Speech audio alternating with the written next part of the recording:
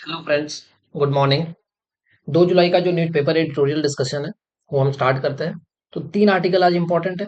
तीनों आर्टिकल को देखते हैं। जो सबसे पहली आर्टिकल है ना, वो बेसिकली क्या है कि इंडिया ना फोर्थ लार्जेस्ट इकोनॉमी तो बन गया, ठीक है ना।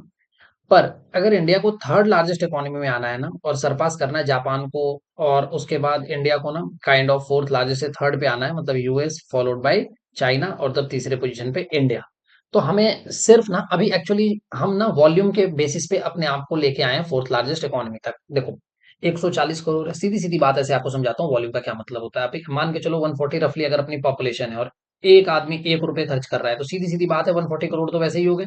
तो हम अभी वॉल्यूम को ना कंसिडर हम कर रहे हैं, ठीक है ना। तो हमें क्या चाहिए, जो इंडिया की एस्पिरेशन है ना, उसको ये वॉल्यूम ड्रिवन अप्रोच से ना इनोवेशन, क्वालिटी, एफिशिएंसी, इनकी तरफ हमें अपना जो है ट्रांसफॉर्मेशन करना पड़ेगा, ठीक है ना। एक शिफ्ट चाहिए वॉल्यूम ड्रिवन अप्रोच से इनोवेशन की तरफ, क्वालिटी की तरफ, एफिशिएंसी की तरफ, ठीक है ना। क्योंकि जो सबसे जो इंपॉर्टेंट क्वेश्चन है ना इंडिया के अंदर, वो इकोनॉमी नहीं है, वो सॉरी मतलब वो ये नहीं है कि किस पोजीशन पे हम हैं। जो सबसे इंपॉर्टेंट क्वेश्चन बनता है ना वो इंडियन इकोनॉमी में, वो है लो जीडीपी पर कैपिटा, ठीक है ना, पर कैपिटा, ठीक है ना। अब देखो, जैसे मैं आपको एकदम ना लेमन टर्म में समझाता हूँ। जैसे देखो, कोई फैमिली है, ठीक है ना, सपोज, या कोई नेशन है, ये दो नेशन, दो कंट्री कंपेयर करते हैं, एक ए है और एक बी है, ठीक है ना।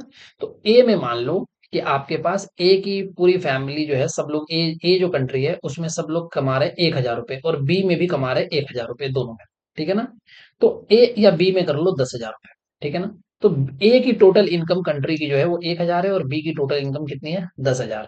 पर ए में ना टोटल जो पॉपुलेशन है वो 10 लोग ही है, और बी कंट्री में टोटल पॉपुलेशन जो है वो कितने हैं, वो है 1,000 मान लो, ठीक है ना।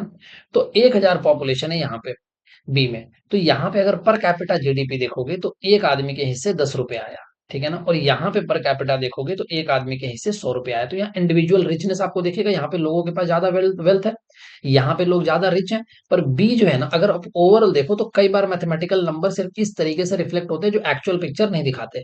तो एक्चुअल पिक्चर तो ये है कि पर कैपिटा जो है ना जीडीपी, वो इंडिया का इस वाली कैटेगरी में आ रहा है कि हमारी पॉपुलेशन, हमारे पैसे ज्यादा है तो पॉपुलेशन भी ज्यादा है हमारे पास, ठीक है ना।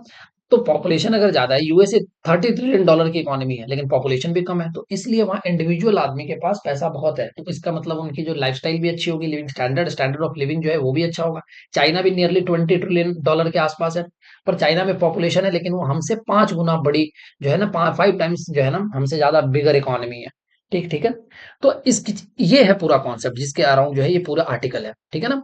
तो अब इंडिया के अगर आप देखो तो हमें चाइना को जो है ना, उसको उसके पास जाना है, यूएस के पास जाना है, तो हमें एक्चुअली कुछ ना चेंजेस करने हैं। और वो चेंजेस ना सिर्फ ऐसे नहीं हो सकता सुपरफिशियल, वो क्वालिटेटिव चेंजेस होंगे, वो स्ट्रक्चरल चेंजेस होंगे।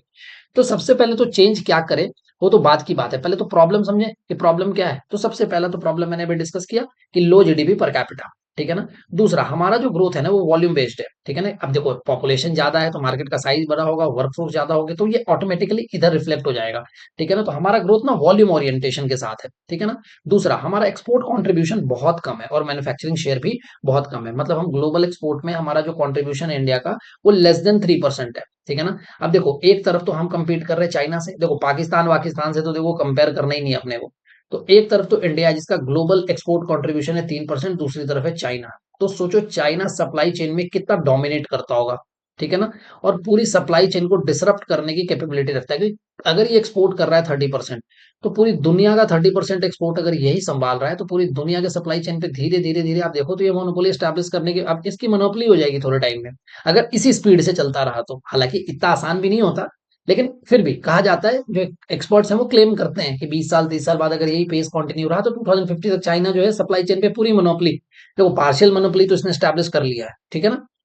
ठीक है ना। और इसकी loan diplomacy, soft loan diplomacy भी अपन जानते ही हैं, ठीक है ना, कि आपकी कैपेसिटी से ज्यादा लोन दे देना, फिर आपको पता है वो रीपेइंग कैपेसिटी नहीं है, अगर उस सामने वाली कंट्री अगर केपेबल नहीं है पे करने के लिए, तो फिर उनके साथ वो कॉम्प्रोमाइज करवाता है चाइना, ठीक है ना। और दूसरी बात, अगर आप देखो तो ग्लोबल मैन्युफैक्चरिंग में भी इंडिया का, ये तो हो गया एक्सपोर्ट में। अगर आप एक्सपोर्ट में, अगर आप ग्लोबल मैन्युफैक्चरिंग की बात करो तो ग्लोबल मैन्युफैक्चरिंग के अंदर भी अगर आप देखो तो इंडिया का जो शेयर है वो है 2.8%, ठीक है ना। और चाइना का शेयर जो है वो है 28.8%, ठीक है ना। तो कहाँ 29-30%, कहाँ 3%, तो ये सेम ही है दोनों जगह, ठीक। तो इन दोनों में, ये दोनों हमारे लिए बहुत कंसर्निंग टॉपिक है, ठीक है ना। और ये एरिया, जो एरिया ऑफ कंसर्न है दोनों क्या, एक तो लो एक्सपोर्ट कंट्रीब्यूशन, दूसरा मैन्युफैक्चरिंग का शेयर। सबसे बड़ी बात, इंडिया के पास ना इनोवेशन जो है ना, उसका कोई स्ट्रॉन्ग बेस नहीं है। ना हमारे पास ऐसी कोई टेक्निकल लीडरशिप भी देखने को मिलती है। और इसके सीधे सीधे कारण है ना, ये दो पॉइंट आपस में कोरिलेट करते हैं कि हमने ना R&D पे हम इन्वेस्ट ही नहीं करते। तो हमारा एक्चुअली जो GERD है ना, ग्रॉस जो एक्सपेंडिचर है R&D पे, रिसर्च एंड डेवलपमेंट पे, वो बहुत कम है। हम अपने जीडीपी का 0.6 और 0. तो हमारे जीडीपी वैसे कम है, और उस कम का भी हम 1% भी खर्च नहीं करते R&D पे। तो जब आप रिसर्च एंड डेवलपमेंट पे खर्च नहीं करोगे ना, तो फिर तो आप परचून का सामान ही बेचोगे, साबुन ले लो, तेल ले लो। और देखो मैं आपको बताता हूँ, अभी थोड़े दिन पहले ना एक स्टार्टअप के ना ऊपर ना जो है ना कॉन्क्लेव हुआ था, ठीक है ना। और उस कॉन्क्लेव में जो जो कॉमर्स मिनिस्टर थे उस टाइम पे, पीयूष गोयल जी, तो पीयूष गोयल का एक स्टेटमेंट आया था कि हमारे स्टार्टअप क्या ये डिलीवरी ऐप, ड्रीम 11 इस टाइप के ऐप बनाते हैं, साबुन ले लो ना, सर्फ ले लो ना, फलाना ले लो, ठीक है ना। तो ये हमारे लिए इतना रिलेवेंट नहीं है। हम कुछ ऐसा कुछ नहीं करते जिसमें हमारे वो जो है ना इनोवेशन दिखे सरेआम, ठीक है ना, और ग्लोबल हम लीडरशिप के लिए आगे बढ़े। तो हम ऐसे स्टार्टअप की तरफ हम नहीं जा रहे हैं।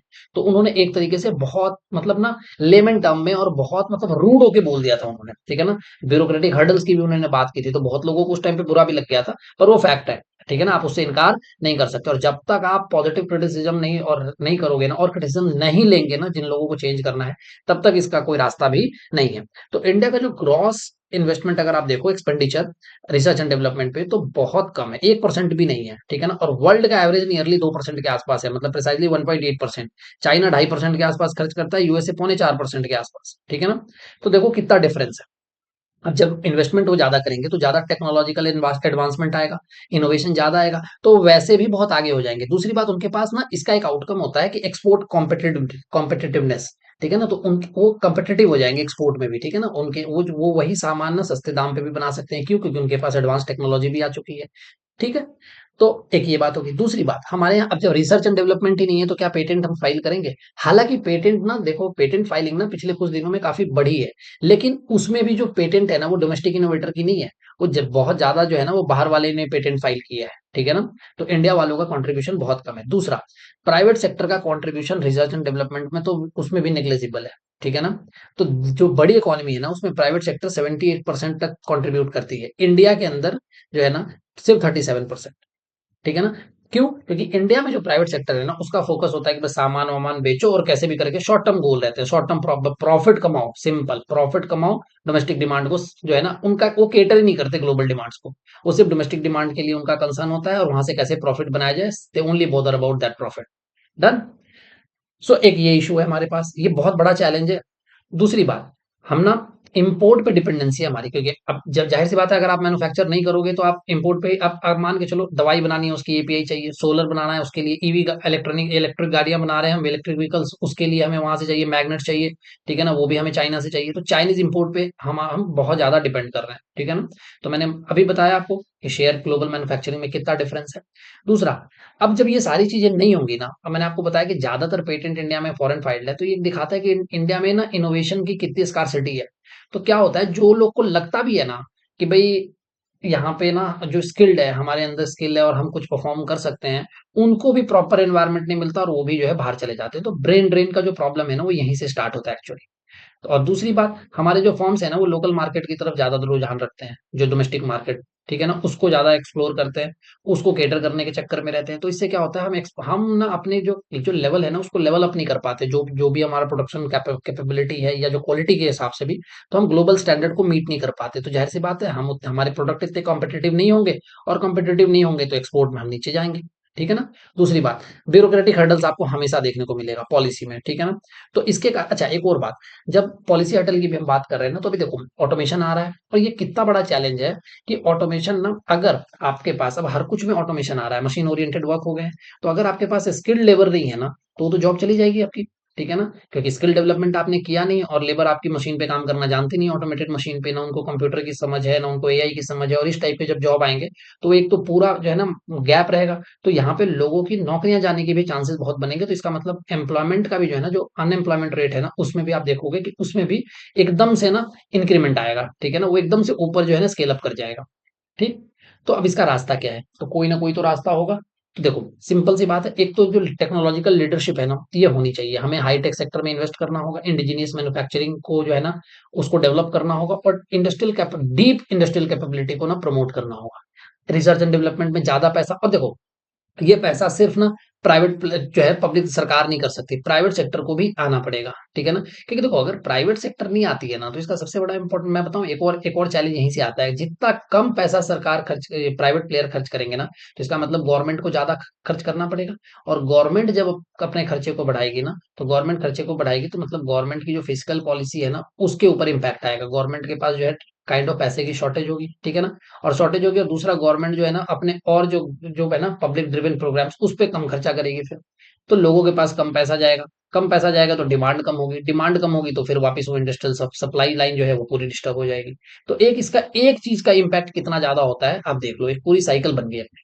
दूसरी बात, मैंने बताया कि हम जो वॉल्यूम पे काम कर रहे हैं ना, हमें क्वालिटी ड्रिवन ग्रोथ की बात करनी है, ठीक है ना? वॉल्यूम तो हमारी पॉपुलेशन इतनी है, वॉल्यूम तो हम वैसे ही जो है ना इंश्योर कर पाएंगे, ठीक है ना? तो हमें ग्लोबल स्टैंडर्ड्स को मीट करना है। दूसरा, स्किल्ड वर्कफोर्स की मैंने बात की कि ठीक है ना, कि जो आपको वोकेशनल ट्रेनिंग देनी है किस तरीके से। एक ना हमारा ना एक जो इशू आता है ना कॉमनली, वो आता है एकेडमिक्स इंडस्ट्री गैप, ठीक है ना? अब इंडस्ट्री की डिमांड कुछ और है और पढ़ाते कुछ और ही है अपने को, ठीक है ना? ये मैंने थोड़े दिन पहले भी ये बात की थी किसी किसी लेक्चर को लेते हुए।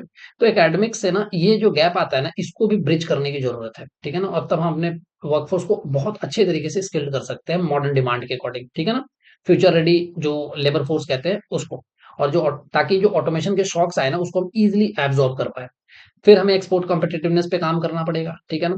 अब इंडियन फर्म्स हैं, उनको बाहर जाने दो, प्रोडक्ट क्वालिटी को एनहांस करें, टेक्निकल जो इंटीग्रेशन है वो कैसे करना है वो देखें, और अपने प्रोडक्शन सिस्टम को केपेबल बनाएं, ठीक? जो भी इंफ्रास्ट्रक्चर गैप है, पॉलिसी गैप्स हैं, उसको जो है आप रोबस्ट जो रेगुलेशन लेके आओ, ठीक है ना? रोबस्ट इंफ्रास्ट्रक्चर दो, ताकि अच्छा इन्वेस्टमेंट, जब ये सारी चीजें पूरी होगी ना तो इन्वेस्टमेंट अपने आप आएगा। और जब इन्वेस्टमेंट आता है ना अपने साथ, तो कई बार वो क्या करता है, टेक्नोलॉजी भी लेके आती है साथ में। और वो टेक्नोलॉजी जो है ना बेसिकली, अब देखो ये बहुत ना लिथल कॉम्बिनेशन है इकोनॉमिक एक्सपेंशन का और टेक का। अब ये जो है ना, ये एक तरीके से क्या करती है, ये जो ना जैसे चाइना क्या करता है, वो डिसरप्टर है ट्रेड का, ठीक है ना? अब अभी देखो थोड़े दिन पहले अगर आप देखो तो रेयर अर्थ मेटल में ना चाइना लीड कर रहा था, और यूनाइटेड स्टेट्स को चाहिए। तो चाइना इकोनॉमी चाइना के पास है, तो यूएसए ना ट्रेड डील पे जब खूब सारा सैंक्शन लगा रहा था, तो ये जो रेयर अर्थ मेटल को लेके ना चाइना ने क्या किया, अपनी पॉलिसी ऐसी बना ली कि हम इसको इतना ज्यादा क्वांटिटी में एक्सपोर्ट नहीं कर सकते। तो चाइना ट्रेड डिसरप्टर बना, तुरंत ही वहां पे चाइना ने क्या किया, चाइना का पूरा जो ग्रोथ एक्सपोर्ट लेड ग्रोथ की तरफ है, ठीक है ना, ध्यान उसका। तो उसने अपनी इकोनॉमी और टेक दोनों को इंटीग्रेट कर दिया। तो अभी तुरंत यूएस ने अपनी पॉलिसी को रिलैक्स कर लिया, तुरंत ही जो टैरिफ वैरिफ था उसको मिनिमाइज कर लिया, क्योंकि यूएस की डिपेंडेंसी भी इस पे चाइना पे खूब ज्यादा बढ़ चुकी है, ठीक है ना? तो ये पूरा आर्टिकल था। तो हमने इस पहले आर्टिकल को, जिसको इंडिया की कैसे पोजीशन इंप्रूव हो सकती है फोर्थ से थर्ड, उसमें क्या करना पड़ेगा, क्योंकि अभी हम 4 ट्रिलियन पे काम कर रहे हैं, ठीक है ना, $4 ट्रिलियन पे। और यहाँ से चाइना 20 ट्रिलियन के आसपास है, तो हमारा गोल 4, और ये हम 6% के आसपास भी देखें तो हम 4.45 है, अगले साल इतना पहुंचेंगे। तो इस स्पीड से तो अगर हम पहुंचे तो फिर पहुंचते ही रह जाएंगे, ठीक है ना? तो हमारा गोल ये नहीं हो सकता 5%, 6%। तो हमें कुछ ना स्ट्रक्चरल चेंजेस जो है ना, क्वालिटेटिव स्ट्रक्चरल चेंजेस करने ही पड़ेंगे। तो ये पूरा आर्टिकल था। चलते हैं नेक्स्ट आर्टिकल पे, ठीक है ना? अब अगला आर्टिकल ना, ये बेसिकली जियो पॉलिटिक्स से रिलेटेड आर्टिकल है। अभी आपने देखा, मैंने अभी कल जो है डिस्कस किया था इंडिया इसराइल के कॉन्टेक्स्ट में, ठीक है ना? ओ सॉरी, ईरान इसराइल के कॉन्टेक्स्ट में। पर ये जो आर्टिकल है ना, ये पूरा ना वेस्ट एशिया का जो जियो पॉलिटिक्स का जो रिजीम है ना, किस तरीके से क्या क्या इसके अंदर ना अपहीवल आएगा, क्या उठापटक होगी, उसकी बात कर रहा है कि दुनिया का रिएक्शन क्या होगा, ठीक है ना? अब आप ध्यान से देखो, अभी हुआ क्या है, मैंने आपको बताया कि 13 जून ना एकदम से, आज दिन से पहले ना, 13 जून से पहले, ठीक है ना, ईरान क्या करता था, इसराइल क्या करता था, टारगेटेड अटैक करता था ईरान के ऊपर। टारगेटेड अटैक समझते हो? किसी नेवल कमांडर को मार दिया, मिलिट्री कमांडर को मार दिया, कोई न्यूक्लियर साइट पे छोटा सा अटैक कर दिया। लेकिन एक फुल फ्लेज ना एस्केलेटेड वॉर जो है ना, काइंड ऑफ अटैक जो है, इसराइल ने 13 तारीख को लॉन्च किया। किसके ऊपर? ईरान के ऊपर, ठीक है ना? तो पूरी दुनिया से ना आपको रिएक्शन देखने को मिले। अब पर इसमें ना, पहले तो पूरी दुनिया का रिएक्शन एक बार मैं आपको बताऊं। तो चाइना का तो एकदम जो रिएक्शन था ना, एकदम चाइना एकदम शांत, ठीक है ना? उसने क्या किया, देखो शांत होने के चाइना के अपने रीजंस हैं कि क्यों, क्योंकि चाइना बेल्ट रोड इनिशिएटिव के थ्रू भी जुड़ा हुआ है, किसके साथ?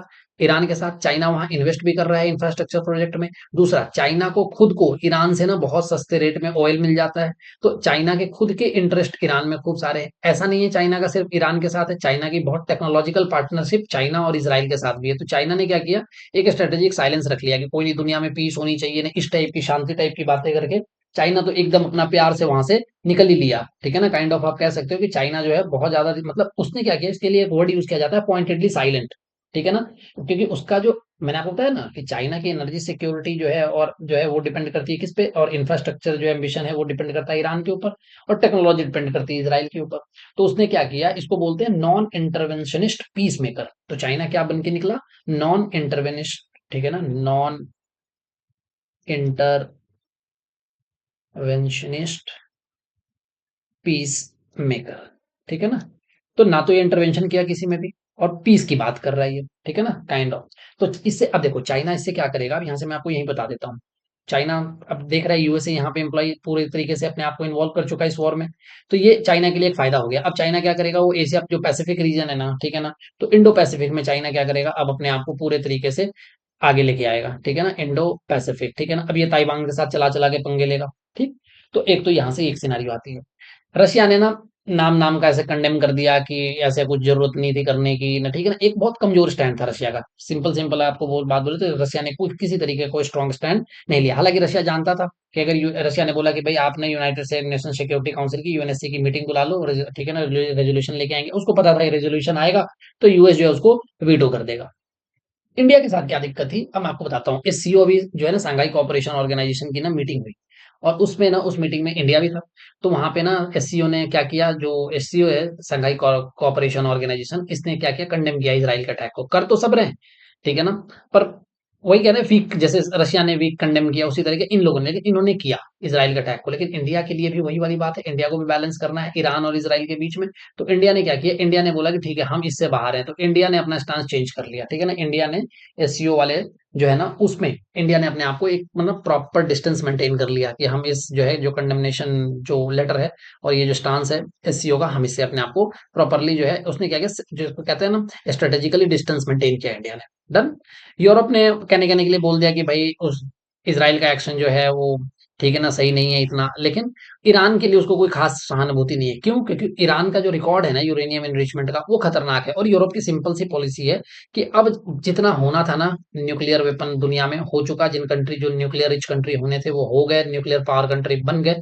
अब किसी भी तरीके का प्रोलिफरेशन नहीं होना चाहिए। तो उस उनकी पॉलिसी क्लियर है, नॉन प्रोलिफरेशन की, ठीक है ना, कि अब विस्तार नहीं होना चाहिए, अब और ज्यादा जो है न्यूक्लियर पावर कंट्री नहीं आनी चाहिए दुनिया में, ठीक है ना।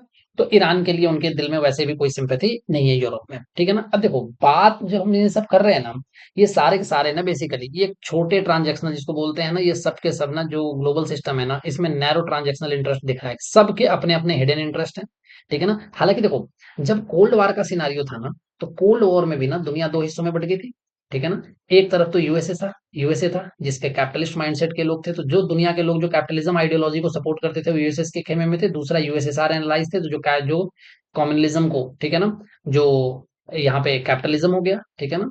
और जो अगर आप देखो तो जो मार्क्सिस्ट वाली आइडियोलॉजी को लेके थे, कम्युनिज्म, ठीक है ना, तो जो इधर थे वो यूएसएसआर की तरफ थे।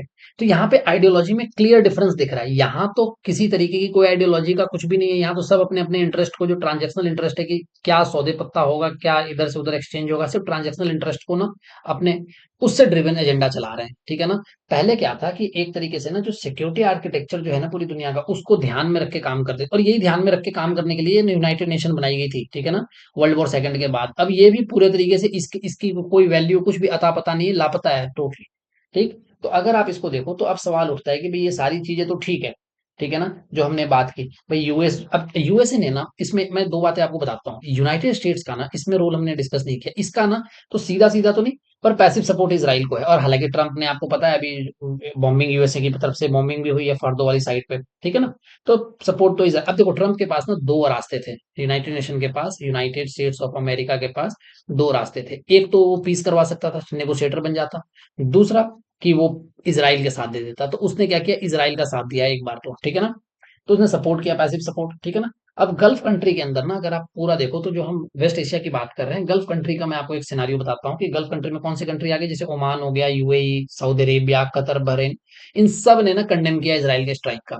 लेकिन कुछ कंट्री जैसे सऊदी अरेबिया हो गए, ठीक है ना, जैसे सऊदी अरेबिया। अब सऊदी अरेबिया ने ये अपने आप को वेस्ट एशिया का या जो अरब वर्ल्ड है ना, पर्टिकुलरली गल्फ, उसका लीडर बनाना चाहता है। तो सऊदी अरेबिया और ईरान की राइवलरी चलती है। तो उनको अब सऊदी अरेबिया को कहीं न कहीं लग रहा है कि ईरान पे हुआ है ना, तो अच्छा ये ईरान थोड़ा कमज़ोर हुआ, तो हमारी जो मोनोपोली है और हमारा जो साइड है, स्टांस है, वो और ज़्यादा उभर के आएगा, हम और ज़्यादा स्ट्रॉन्ग इमर्ज हम जो है ना बहुत स्ट्रांगली इमर्ज करेंगे, ठीक है ना? तो ये इसका है कि अब बेसिकली इन दोनों के बीच में ना कौन डोमिनेट कर सकता है ना, तो एक तरीके की बात है कि इसको बोलते हैं रीजनल डोमिनेंस, कि इस पूरे रीजन में डोमिनेट कौन करेगा। तो सऊदी अरेबिया और ईरान के बीच में रीजनल डोमिनेंस की बात चल रही है, ठीक है ना? तो सऊदी अरेबिया का अब थोड़ा-थोड़ा वो खुश भी है इस बात से। तो ये 2 स्टैंड है। अब आते हैं इंडिया के ऊपर इसका क्या इम्पैक्ट पड़ेगा, ठीक है ना? तो सबसे पहले देखो तो आपको पता है कि 60% जो है ना एक तो दुनिया का ग्लोबल 20% तेल जो है ऑयल इसी रूट से आता है, स्ट्रेट ऑफ हॉर्मुज से। 60% इंडिया का जो भी क्रूड ऑयल है ना इसी रूट से आता है। अब सिंपल आप सोचो एनर्जी सिक्योरिटी के लिए कितना इंपॉर्टेंट है, ठीक है ना? ऑयल प्राइस बढ़ेगी, ठीक है ना? मैं आपको यहाँ समझाता हूँ। अब इस रूट पे इम्पैक्ट होगा तो ऑयल प्राइस में आपको हाइक देखने को मिलेगी। जब तेल के प्राइस बढ़ेंगे तो क्या होगा? तो ज़ाहिर-सी बात है आपका करंट अकाउंट डेफिसिट बढ़ेगा। क्यों बढ़ेगा? क्योंकि अब आपको सेम क्वांटिटी मँगाने के लिए ज़्यादा पैसे खर्च करने पड़ेंगे। ज़्यादा पैसे खर्च करने मतलब ज़्यादा डॉलर दोगे। ज़्यादा डॉलर दोगे तो डॉलर की कमी होगी और द मोमेंट जब डॉलर की कमी पड़ेगी तो आपके डॉलर की वैल्यू बढ़ेगी तो रुपए का जो है वैल्यू गिरेगा। रुपया नीचे की तरफ जाएगा और आपका करंट अकाउंट डेफिसिट बढ़ेगा। जब आपका करंट अकाउंट डेफिसिट बढ़ेगा तो आपका फिर करंट अकाउंट डेफिसिट बढ़ेगा तो सरकार को बैलेंस करना पड़ेगा, तो सरकार खर्च करेगी तो सरकार खर्च करेगी तो इंडिया का फिजिकल डेफिसिट भी बढ़ेगा। तो ये सब आपस में इंटरलेट कर रहे हैं। तो एक तरीके से ये इंडिया के ऊपर ना एनर्जी सिक्योरिटी नहीं है, इकोनॉमिक सिक्योरिटी की भी बात अब आ गई है, ठीक है ना? दूसरी बात, इंडिया के ना 80 लाख लोग गल्फ रीजन में रहते हैं। अब जब वहां इंस्टेबिलिटी आएगी ना तो इन सब की जो है ना नौकरी कंप्रोमाइज होगी। अब इस डायस्पोरा से ना दो बातें हैं। यहाँ से यहाँ पे मैंने मेंशन नहीं किया, मैं आपको बताता हूँ। एक तो यहाँ से ना रेमिटेंसेस खूब आते हैं। रेमिटेंसेस का मतलब हो गया कि पैसे, ठीक है ना? वहां से अब ये लोग सैलरी लेते हैं, इंडिया भेजते हैं अपनी फैमिली के पास। तो एक तो वो रेमिटेंसेस डॉलर में आता है, तो एक तो अपने डॉलर की जो यहाँ पे मैंने बोला कि डॉलर की स्कार्सिटी होगी और उसके बाद डॉलर का रेट बढ़ेगा और इंडियन रूपी कमजोर होगा, तो इस वाले साइड को तो ये यहाँ से फुलफिल कर देते हैं। रेमिटेंसेस इंडिया को काफी अच्छा खासा मिलता है।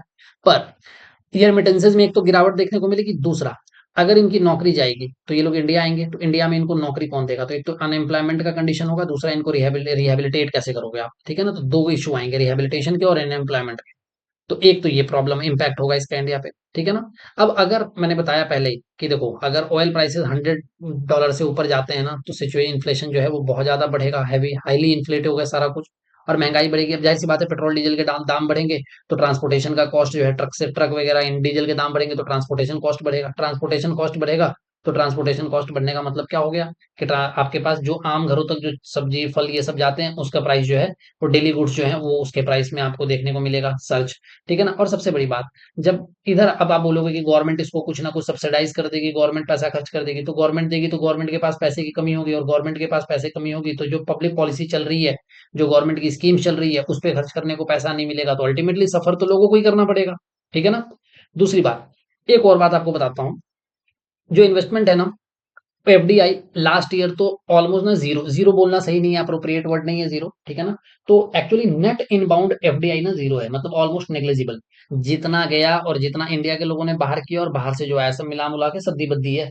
तो अब रिक्वायर्ड जो है ना जो ट्रेडिशन चलता है कि आपकी जितनी जीडीपी है ना उसका 2% एफडीआई आना चाहिए। कुछ ही एफडीआई 2% तो छोड़ो, अपने तो 0% के अराउंड ही घूम रहे हैं, ठीक है ना? तो ऑलमोस्ट नेग्लिजिबल है। अब मैं एक और बात आपको बताता हूँ। एक्चुअली क्या होता है, जो इन्वेस्टर्स होते हैं ना वो अभी वेट एंड वॉच रख रहे हैं कि क्या होगा ने अपने पैसे फंसा दे, कल को इधर पैसे फंस गए, इंस्टेबिलिटी आ गई पूरे रिजीम में, तो क्या करेंगे, क्या आरबीआई की पॉलिसी होगी। इंडिया स्पेसिफिक बात कर रहा हूँ मैं, ठीक है ना?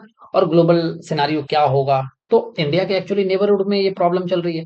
तो ये चीजें इन्वेस्टर्स भी एक एक चीज सोचते हैं, ठीक है ना? क्योंकि उनको चाहिए प्रोस्पेरिटी और प्रॉफिट, और वो तभी आ सकता है जब रीजन के अंदर ना स्टेबिलिटी हो और पीस हो, ठीक है ना?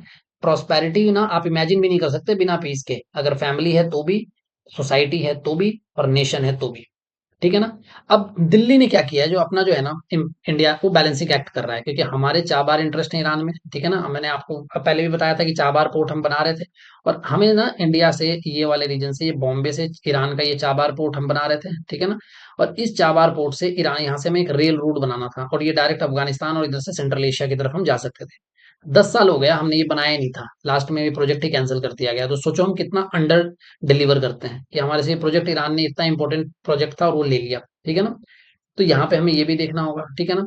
दूसरा, हमारे एक तरफ तो ईरान के साथ हमारा ये इंटरेस्ट है, दूसरा टेक और डिफेंस पार्टनरशिप है इसराइल के साथ। अभी ऑपरेशन सिंदूर जब चल रहा था तो इसराइल ने कई सारे अपने को वेपन्स दिए थे जो हमने यूज भी किया था ऑपरेशन सिंदूर में, ठीक है ना? तो एक तरफ ये पार्टनरशिप है टेक और डिफेंस की।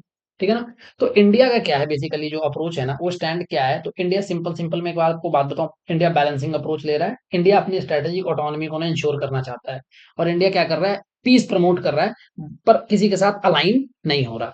ठीक है ना? तो ये पूरा इंटरेस्ट था। तो अब अगर इंडिया के लिए अगर आप देखो, तो इंडिया के लिए डोमेस्टिक इकोनॉमी प्रायोरिटी है इसकी। तो इंडिया को अपनी एनर्जी सोर्स को डाइवर्सिफाई करना होगा, क्योंकि इंडिया सिर्फ ना, अभी इंडिया क्या कर रहा है? रशिया से क्रूड ऑयल ले रहा है डिस्काउंटेड रेट पे, पर इंडिया को कुछ नहीं पता कि यूएस किस तरीके का सैंक्शन लगा दे। ठीक है ना? और अभी ट्रेड डील होने वाली है इंडिया और यूएस के बीच में। ठीक है ना? जो तारीख थी वो भी तारीख आ ही रही है, बस तो इंडिया का बस फाइनलाइज होने वाला है वो ट्रेड डील। तो अगर रशिया पे ऊपर ये किसी भी तरीके से सैंक्शन लग गया, तो सिर्फ एक सोर्स को हम नहीं रख सकते, हमें दूसरे सोर्स भी अपने जो जो नीड्स है ना उसको डाइवर्सिफाई करना होगा, हमारे सोर्सेस को। ट्रेड एग्रीमेंट्स यूके के साथ, अगर आप देखो यूएस के साथ वो होने वाले हैं, उसको हमें इंश्योर करना पड़ेगा। आरबीआई ने अभी जस्ट अपने रेपो रेट में कट डाउन किया है, ताकि ज्यादा से ज्यादा पैसा रहे बैंकों के पास। तो बैंक के पास ज्यादा पैसा होगा तो बैंक ज्यादा लोन देंगे, ज्यादा लोन देंगे तो लोग ज्यादा इन्वेस्ट करेंगे, भले इंफ्रास्ट्रक्चर हो, भले मतलब काइंड ऑफ डिमांड जो है वो क्रिएट होगी। तो ये इकोनॉमी का साइकिल है, जब डिमांड होगी तो सप्लाई पूरी करने के लिए इंडस्ट्री के जो सारे व्हील्स हैं वो एक्टिवेट होंगे। डन। अब देखो, इंडिया का ना जो जीडीपी ग्रोथ रेट है ना, वो एक कंसर्न है, वो 6.5% है। ठीक है ना? ये एस्टिमेट किया गया इस साल के लिए, जो पिछले 4 साल का सबसे कम है।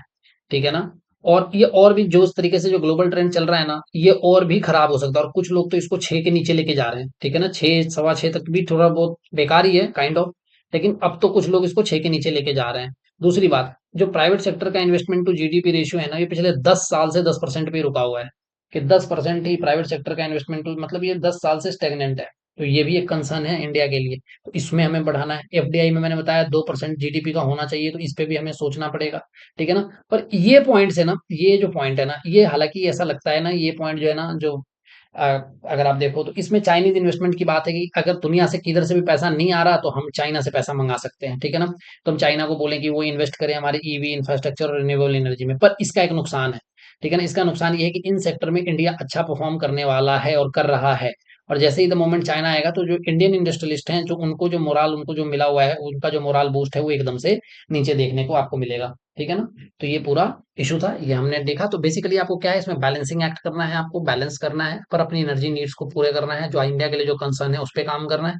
और इस तरीके से आप आर्टिकल को कंक्लूड कर सकते हो पॉजिटिवली। डन। चलते हैं नेक्स्ट आर्टिकल पे। ठीक है ना? ये इंपॉर्टेंट आर्टिकल है। ठीक है ना? अब देखो, मैं इसका थोड़ा सा ना आपको बैकग्राउंड बताता हूँ। आपको याद होगा, एक जज है, justice justice Yashwant Yashwant Verma case. ठीक है ना? Justice Yashwant Verma case. ठीक है ना? अब देखो, जस्टिस दिल्ली में सर का घर है, जज साहब का। जज साहब के घर में आग लग जाती है, फायर ब्रिगेड वाले आते हैं, आग बुझाते हैं, और नोटों के बंडल मिलते हैं खूब सारे। हंगामा मचता है। हंगामा मचता है तो इंक्वायरी बैठती है, और इनका ट्रांसफर कर दिया जाता है इलाहाबाद हाई कोर्ट में। ठीक होगी बात? इंक्वायरी जो टीम आती है, इंक्वायरी टीम बोलती है कि इनको ना इम्पीच किया जाए, इनके लिए क्या किया जाए, इनको इम्पीच किया जाए। ठीक है ना? एक्चुअली जजों के ऊपर ना सिस्टम क्या है, कि जजों का जो है डायरेक्ट एफआईआर नहीं हो सकता, और पुलिस जो है इनके ऊपर इंक्वायरी नहीं कर सकती। तो क्या किया जाए, इनको इम्पीच किया जाए। ये किसने सजेशन दिया? ये रिकमेंडेशन थी जो इंक्वायरी कमेटी थी उसकी। इस पूरे सिनारियो के अंदर ना, जो सबसे बड़ा जो इशू निकल के आया ना, वो ट्रांसपेरेंसी का आया है। कुछ भी हमारे पास ट्रांसपेरेंसी नहीं है। ठीक है ना? और क्यों ये बात है? क्योंकि ना तो किसी तरीके की कोई पुलिस रिपोर्ट दी गई। इनिशियली तो थोड़ी बात भी थी, अब दिल्ली पुलिस कमिश्नर ने इंक्वायरी की, पुलिस की जो रिपोर्ट थी वो जनता के सामने, पब्लिक के सामने टेबल नहीं किया गया।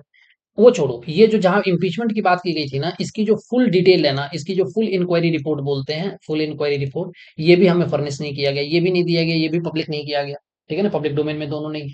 थोड़ा अगर मैं आपको बैकग्राउंड बताऊं, तो 1997 में ना, justice J S Verma justice J S Verma का ना जजमेंट आया था, कि सुप्रीम कोर्ट के जज जो है ना, अगर जुडिशरी में जज हैं, हाई कोर्ट सुप्रीम कोर्ट के, अगर उनके ऊपर आरोप लगता है जुडिशरी में जजेस के ऊपर, तो इन हाउस प्रोसीडिंग होगी। ठीक है ना? जिसको बोलते हैं in house procedure of supreme court, in house procedure of supreme court. ठीक है ना? तो उन्होंने, जस्टिस जे एस वर्मा ने ये बात कही। ठीक है ना? कि पुलिस एफआईआर जो है रजिस्टर नहीं करेगी। मैं आपको एक दो एग्जांपल बताता हूँ। 2019 में ना, इंडिया के चीफ जस्टिस थे, कौन थे? रंजन गोगोई। रंजन गोगोई। ठीक है ना? इनके ऊपर सेक्सुअल मिसकंडक्ट का जो है ना केस आया। ठीक है ना? जो सुप्रीम कोर्ट के ही एक, इनकी कहते हैं ना, कि इनके ऑफिस में ही काम करने वाली कोई लेडी थी, तो उन्होंने सेक्सुअल मिसकंडक्ट का जो है ना केस किया रंजन गोगोई के। अब आप देखो, मैं आपको बताता हूँ हुआ क्या। रंजन गोगोई ने क्या किया, मतलब हंसने वाली बात तो चलो नहीं है, लेकिन फिर भी।